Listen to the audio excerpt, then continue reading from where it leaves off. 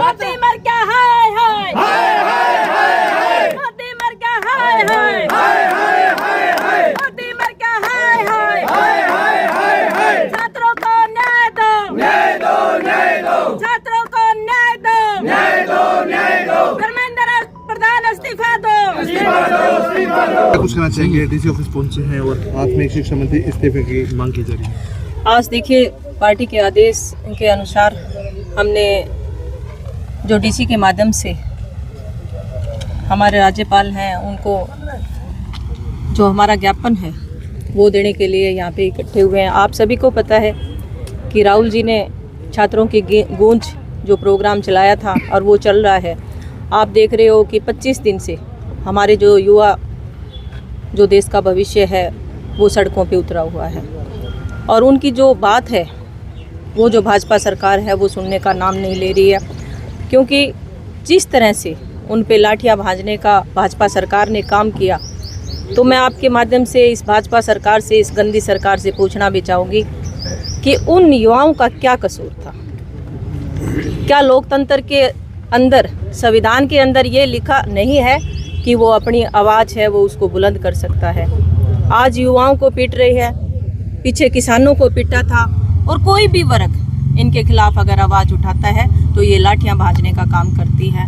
तो हमारे जो नेता हैं राहुल गांधी जी, आपने देखा ही होगा कि छात्रों की आवाज़ उठाने के लिए उनके बीच में पहुंचे थे और किस तरह उनको घसीटा गया। विपक्ष के नेता हैं, कम से कम ध्यान रखना चाहिए उनको भी सत्ता में कोई भी आ सकता है, पर इस तरह का अत्याचार जिस तरह आज के युवा पे किया जा रहा है तो हम कभी भी बर्दाश्त करने वाले नहीं हैं। हालांकि जिस तरह से अगर कोई विरोध करने के लिए जंतर मंतर में जाने का प्रयास करता है तो पुलिस उसे डिटेन कर देती है ताकि वो पहुंच ना पाए। देखिए जिस तरह ये कर रही हैं, तानाशाही कर रही हैं, तो मैं इनसे पूछना चाहूँगी क्या इस तरह आप तानाशाही से डिटेन कर रहे हो, रुकवा रहे हो, कोई भी आवाज़ बुलंद करता है तो उस पे लाठियाँ भाजने का काम करते हो? तो मैं तो सरकार को यही कहना चाहूँगी कि जो भी समस्या है उसका हल जो निकलने वाला है वो वार्तालाप से निकलेगा।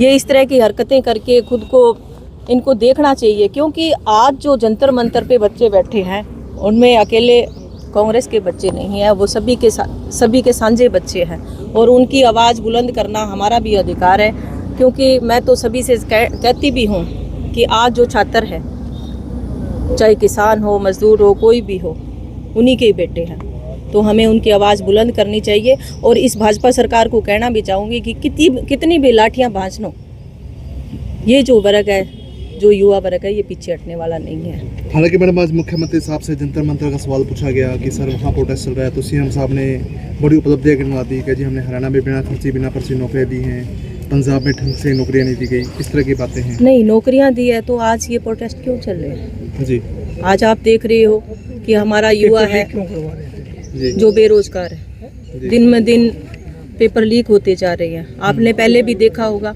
बहुत सारे पेपर लीक हुए। आज एक छोटा सा किसान इतनी मेहनत करता है और अपने बच्चों को अच्छे से अच्छे कॉलेजों में पढ़ाता है, और जब पेपर लीक होता है तो उनका भविष्य लीक होता है। तो देखिए जो बातें बैठ के जनता के बीच में झूठे वादे करते हैं और झूठी बातें करते हैं, उनका तो देखो, मैं तो यही कहती हूँ कि समाधान निकालना चाहिए, बातों से कुछ नहीं होने वाला। आज प्रधानमंत्री जी का भी बयान आया है, वो भी कह रहे हैं कि फास्ट पोस्टिंग है वो गठित की जाएगी और किसी की बच्चों के भविष्य के साथ खिलवाड़ नहीं होगा। खिलवाड़ हो रहा है ना, 10 साल आपने देखा है क्या अभी? 10 साल हो गए, कुछ भी हुआ है क्या? और एक चीज और सामने आई, एक भी चीज सामने हो रही है। अब आपने देखा कि ये एक साइड नारा देते हैं कि बेटी बचाओ बेटी पढ़ाओ, ठीक है, और किस तरह बेटियों पे गिरेबान में हाथ डाला जा रहा है, किस तरह उनकी इज्जत उछाली जा रही है। बड़ा शर्मनाक दृश्य जब सामने आया तो दिल बड़ा दुखी हुआ।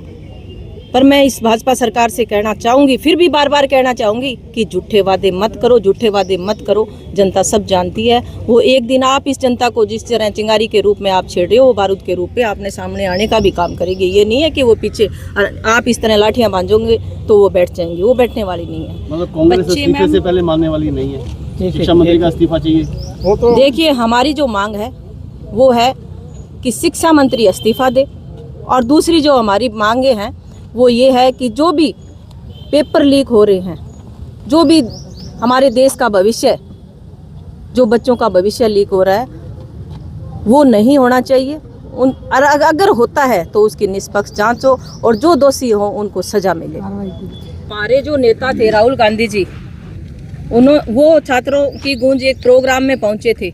आपने शायद सभी ने देखा होगा कि उसके अंदर कोटा के अंदर एक भी लफ्ज अगर उन्होंने कहा है कि पार्टी के लिए कोई भी लफ्ज रखा है, सिर्फ छात्रों की बात की थी। फिर भी मैं इस सरकार से, निकम्मी सरकार से कहना चाहूंगी कि जिस हिसाब से, जिस तरह हमारे जो राहुल गांधी जी का जो पसीना बहा रहा है, एक भी बूंद नीचे गिरी तो उसको खून में बदलने का हम काम करेंगे। एक अभिनंदन करता हूं और आज हम बताना चाहते हैं जैसे कि लोकतंत्र के वो दो स्तंभ होते हैं जी, एक पक्ष और एक विपक्ष। और आज जो विपक्ष की आवाज़ दबाई जा रही है, लोकतंत्र में तानाशाही चल रही है और करोड़ों, हजारों करोड़ों स्टूडेंट के साथ खिलवाड़ हो रहा है। जैसे कि स्टूडेंट ही स्तंभ होता है, एक मेन स्तंभ होता है कि जैसे आगे चलने के लिए, आगे की पीढ़ियों को देखने के लिए वो मेन स्टूडेंट है जो आज शिक्षा लेंगे, उच्च शिक्षा लेंगे, तभी वो आगे चलकर अपने बच्चों को पढ़ाएंगे और कराएंगे। और आज उनको रोज़गार नहीं मिल रहा, बेरोज़गार घूम रहे हैं, डिग्रियाँ लेके हाथ में घूम रहे हैं, उन पर सिर्फ लाठियां बरसाई जा रही है, उनको दबाव बनाया जा रहा है। और हमारे आदरणीय नेता राहुल गांधी जी ने भी इसमें गूंज में हिस्सा लिया था। उन पे विपक्ष ने बड़ी क्रूरता से उनको उठाया गया है, उनको नज़रबंद भी करवाया गया था, उनको अंदर करवाया गया था। ये एक बहुत गलत बात है।